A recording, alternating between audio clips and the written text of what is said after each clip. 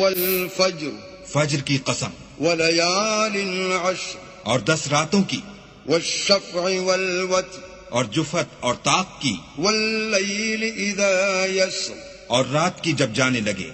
هل في ذلك قسم لذي حجر اور بے شک یہ چیزیں عقل مندوں کے نزدیک قسم کھانے کے لائق ہیں کہ کافروں کو ضرور عذاب ہوگا. ألم تر كيف فعل ربك بعاد کیا تم نے نہیں دیکھا کہ تمہارے پروردگار نے عاد کے ساتھ کیا کیا؟ إرم ذات العماد جو ارم کہلاتے تھے، اتنے دراز قد، التي لم يخلق مثلها في البلاد کہ تمام ملک میں ایسے پیدا نہیں ہوئے تھے. وثمود الذين جابوا الصخر بالواد اور سمود کے ساتھ کیا کیا جو وادی قرا میں پتھر تراشتے اور گھر بناتے تھے. وفرعون ذي الأوتاد اور فرعون کے ساتھ کیا کیا جو خیمے اور میخیں رکھتا تھا.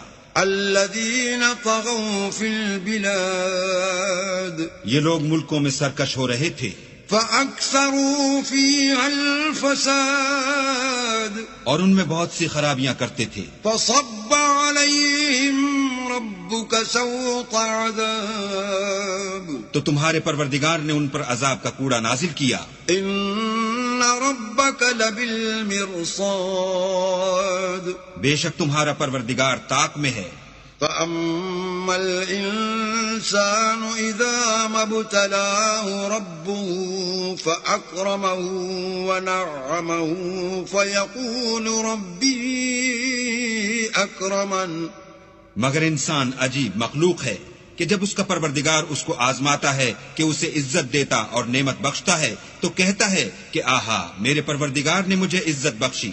وأما إذا ما ابتلاه فقدر عليه رزقه فيقول ربي أهانن اور جب دوسری طرح آزماتا ہے کہ اس پر روزی تنگ کر دیتا ہے تو کہتا ہے کہ ہائے میرے پروردگار نے مجھے ذلیل کیا. كلا بل لا تكرمون اليتيم نہیں بلکہ تم لوگ یتیم کی خاطر نہیں کرتے. ولا تحاضون على طعام المسكين اور نہ مسکین کو کھانا کھلانے کی ترغیب دیتے ہو. وتأكلون التراث أكلا لما اور میراث کے مال کو سمیٹ کر کھا جاتے ہو. وتحبون المال حبا جما اور مال کو بہت ہی عزیز رکھتے ہو.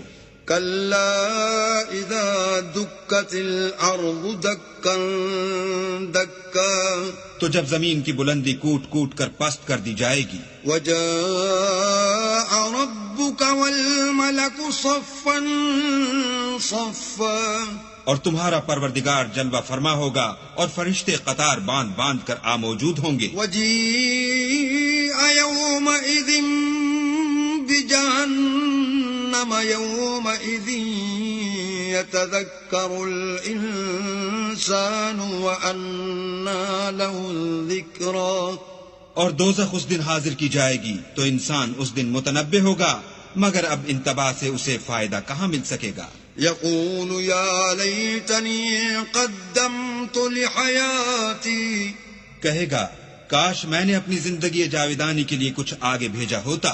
ويومئذ لا يعذب عذابه أحد تو اس دن نہ کوئی اللہ کے عذاب کی طرح کا کسی کو عذاب دے گا.